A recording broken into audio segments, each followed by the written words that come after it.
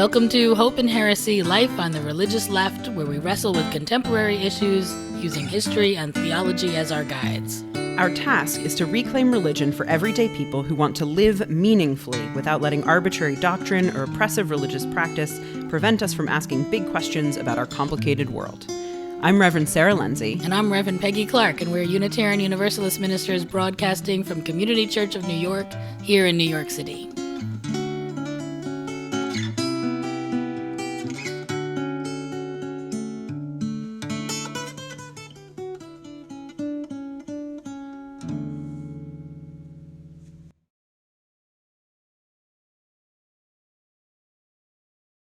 Hi, Sarah.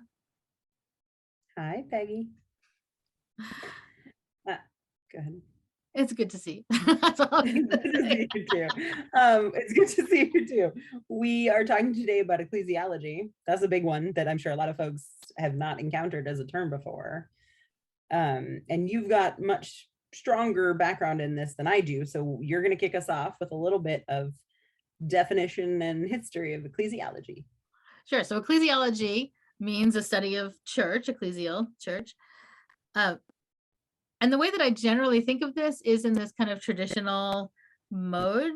At the time that this was articulated, it was kind of groundbreaking. But the idea is that church is five things, that it is institution, the church as servant, church as herald, church as communion, church as sacrament.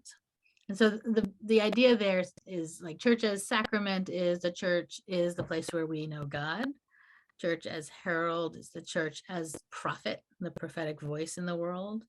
Church as servant, really our charitable work, how the church serves the world. Church as institution is, I think, for our people, for liberal religious people, is the most complicated. But that's really the structure of the church. And then there's church as communion, as covenanted community, which is the place I think that liberal religious people are most comfortable. Yeah, I would argue, and we'll dig into these a little bit more, but I would argue that institution is more comfortable, and that probably a lot of liberal religious folks, that is a mouthful, would find church as sacrament the hardest, right? Because that implies some sort of like ritualistic thing. It also implies a communion with God in some sense, right? At least traditionally. But so these five things you were telling me earlier, like 1940s, 50s, 60s-ish Catholic notions of what the church is, right? And that shifts a little when you leave Catholicism, right? It can look, what church is, what religious community is, can look different in different denominations, right? Or at least the highlight might be on a different aspect. Is that a fair? Yeah, I mean, I think that we all sort of plug into different models of the church, different ways that different things we want from church, or different ways we understand the church. I think your insight about the sacrament is probably right on. I think we liberal religious people are interestingly less likely to want to talk about church as the place you know God. Or if they were going to talk about that, it would be, I know God in community. So the community is the sacrament, if anything. Think about the institution. I think we think that we're allergic to institutions, right? So many people who say, oh, I'm spiritual and not religious, without recognizing that the people who say that are often the ones who are like sitting in a church pew every Sunday morning. I mean, you're more religious than most, my friends. You're here all the time. You raise your kids here, but there is this kind of like, no, I don't like the institution, which has more to do with I don't like doctrine than I don't like church structure. Well, and I would argue that it's a little bit of I don't like doctrine, but also a little bit of like I'm tired of corrupt institutions. So I think that you can't separate from this question of church as institution, you can't separate the like essentially millennia where Catholicism really distorted its own understanding and vision of itself in favor of wealth acquisition and, leaders that were living totally contrary to their own, like totally hypocritical lives, right? Like you don't have to have seen any of the like HBO, like the Pope or whatever that show was, right? To sort of know like, totally that there were time periods when priests, popes, bishops were doing all sorts of things they were not supposed to do, uh, up to and including in our own time. And to know that there was like an abuse of power and money that just like, there's a whole space of time in the medieval period where the church is trying to dictate who's emperor. Like it was messy and the institution was not doing what it was supposed to do, right? But the idea here I think is, and it reminds me like way back to one of our very first podcast episodes where we were like, technology is neutral, it's how we employ it. Institution is neutral, it's how we employ it. And so many people come to Unitarian Universalism, at least in my experience, with this real sense of this is where I'm going to be because here I don't feel like I or everyone else is as hypocritical as they were where I used to be.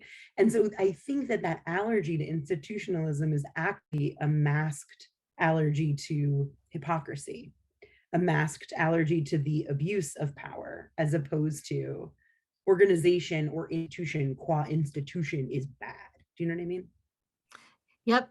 And I think that in addition to all of that, because I think all that is true, I also think that institutions culturally, kind of in the country, institutions have gotten so big and they feel so impersonal and exhausting to try and just push through to get anything done or to get your own needs met. So the idea that the church is an institution just feels like, oh, I do not want to have to deal with that. And in some way we project that onto things like the UUA, which is an association of congregations, but it is also kind of, it is our institution, or it is, one of the ways that we institutionalize.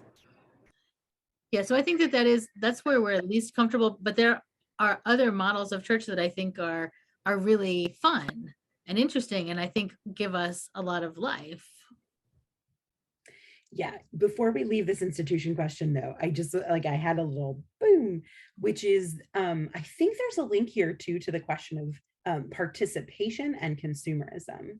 So the idea that an institution that exists to drain your resources or your time and energy in order to profit itself or to create something that isn't of benefit to you or what, right? Like the idea of commerce of institution as opposed to the participation, which like church institution, certainly liberal religious church institution, is about mutual creation and participation as opposed to payment and consuming, right? Like there's like a money element because we have to pay our people appropriately, right? But I always say you will get more out of your congregational experience the more you put in. And I'm not talking about money, I'm talking about investment of time, energy, focus, attention, right? Because what you're doing then is you're building that, it's yours. You are part of the leadership, part of what is making the thing real. So I think that there's something to tease out here, perhaps in a later episode, about like how we as Americans understand consuming and companies as opposed to participatory personal investment in an institution, and that there's really a striking difference between a congregational institution and a company, right? So, but we can go on to the more fun ways of doing church. Although clearly I get jazzed about institution. See, well, I like institutions too, because I do feel like that is how we work. I mean, we only function because we have these things. At the same time, we're talking about kind of what is church and then what is church of the future, what is next for church. And I think it's in this idea of institution that we see potentially the most potential transformation. So the other models of church, like the church as servant, as herald, as communion, as sacrament, I think that those will continue, that stays kind of as it is in my general estimation of what's next. But the institutional aspect for me is where things start to get kind of interesting, right? I mean, we have structure but then we don't have people to hold up the structures, or we don't have people who are interested in those particular kinds of structures, people who want to sit on boards and chair committees and be part of that. And instead, what they want is to do the work. They want to get dirty, they want to get messy, they want to like just get involved with making the world a better place. So they want to be the hands of the servant church. They want to be the voice of the prophetic church, but they don't want to spend their time holding up the structure. So I think that what's next is that we start to dismantle some of the traditional structures and rebuild the institutions so that we're supporting the other models of church, which are, I think, what gives people life. Okay, so I agree with you, and here's a wrinkle. That's how I want to say it. For so long, and particularly in Unitarian Universalism, there has been a sort of illusion between like the doing of justice work and church. So I frequently find myself saying to people like, we aren't the ACLU, we aren't the local food bank, right? Like that there is something else that is part of the raison d'etre of a congregation that isn't the getting your hands dirty in an outward facing way. So what I'm sort of working towards trying to say is that like I hear you and I agree with you that institutional ways are going to shift, right? Boards are going to get smaller. We're going to get rid of standing committees. All of a sudden, it's just going to be about, and I was saying to you before, we tried to make some of these switches already, that like you develop a system where we're talking about areas of work that people can get involved in if they're interested. And if they're not, it doesn't happen. But I do think that there is this piece of what is it that makes what makes church church? What makes congregational life, that if you lose that, if you future your way out of that, you're not that anymore, you're something else, right? So for me, that's not even just community, right? Because I can have, you know, a community of people that I go to the pool with and do my aqua aerobics, right? It's not just community. And we talked about this a little bit, right? It's a particular type of community, and that's a kind of community that's about committed mutual care, that's about covenant, that's about seeking the things that are beyond us. And this is where those church as communion, church as sacrament, churches, right? The prophetic one and the servant one are important, but there are also other organizations that do that. So maybe what I'm saying is we have to do all of them still. We may just change the ways in which we do them a little bit, or the weight that we give to any particular one. But that like the minute the congregation or the church becomes simply a social justice organization, getting their hands dirty, making the world better, we are no longer a religious institution, right? Like then we're something else. Yeah, so it's really about it's a single church, right? It's not that there are 5 different churches.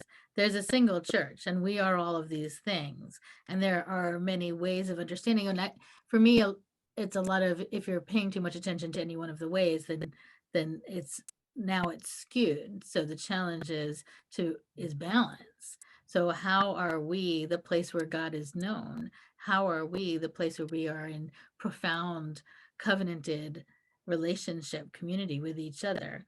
How do we move from those places, from knowing God, from knowing each other, into holding a prophetic voice, into serving, feeding people who are hungry, right? And then we need this institution to hold this together. And all of these things are required.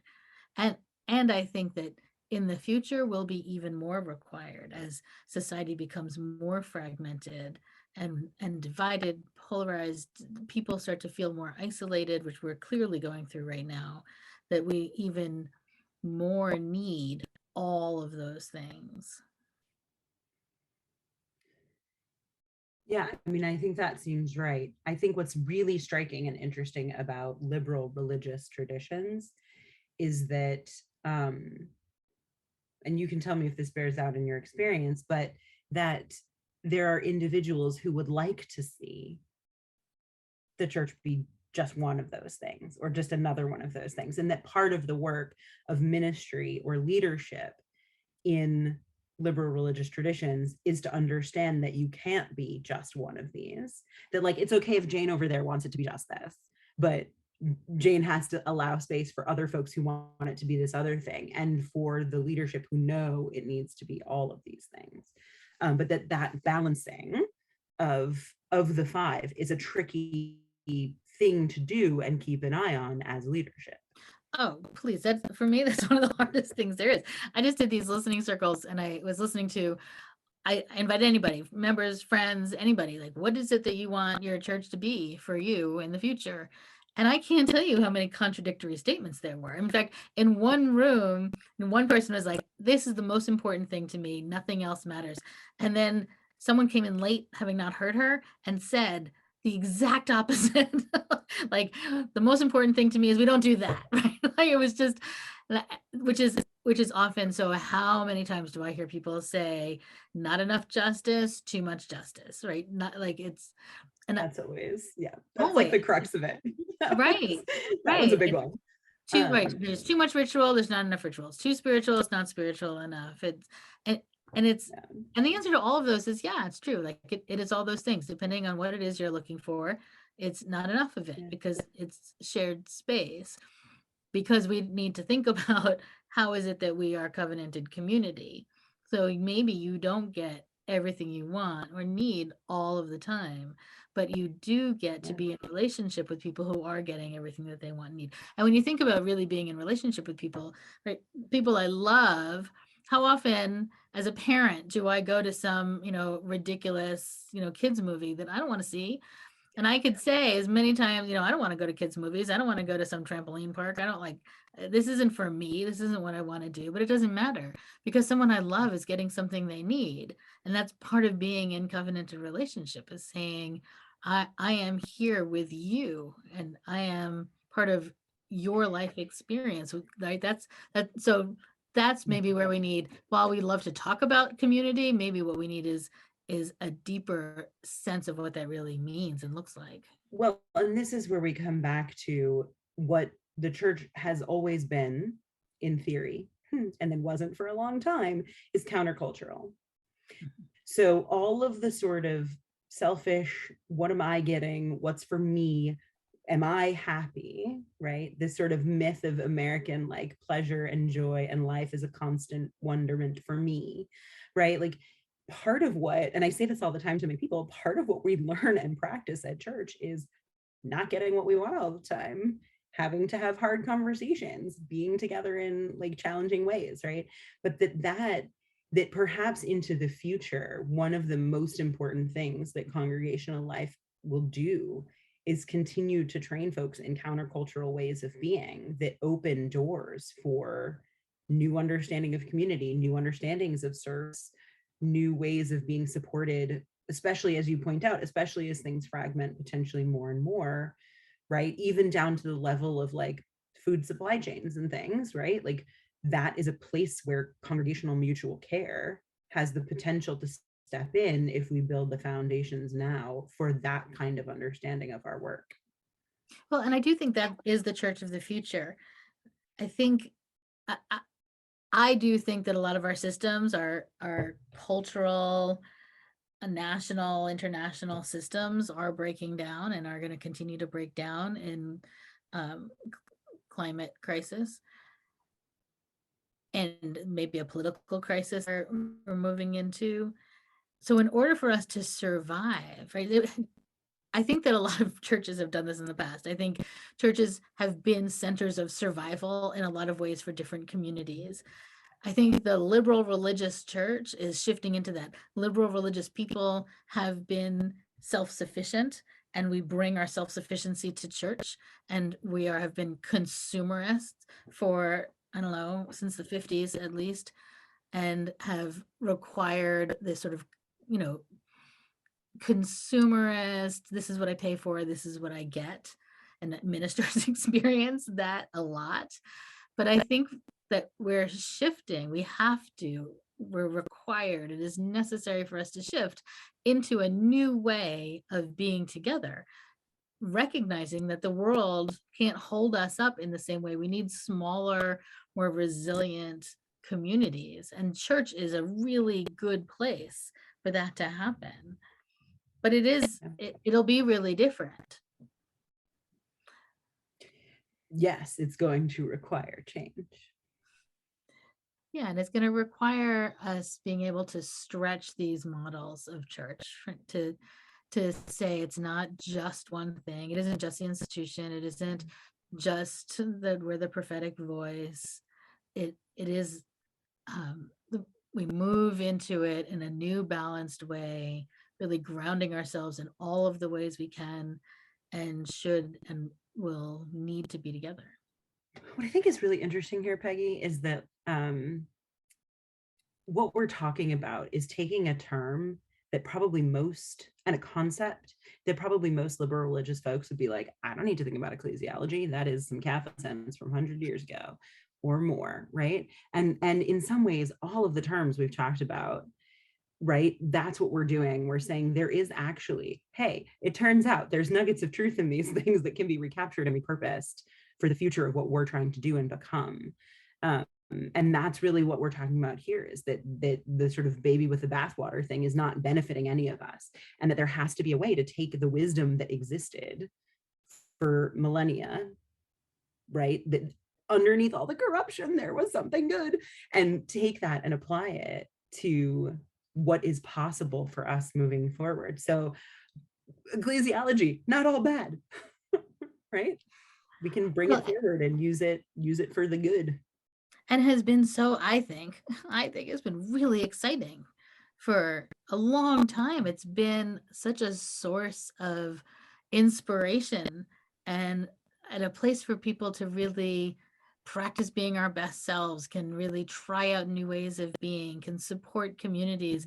I think that it's absolutely a force for good, insofar as the people in it are a force for good. Neutral tools, got to use them well. Good talking to you, Sarah. You too. We will chat again soon. Okay, bye.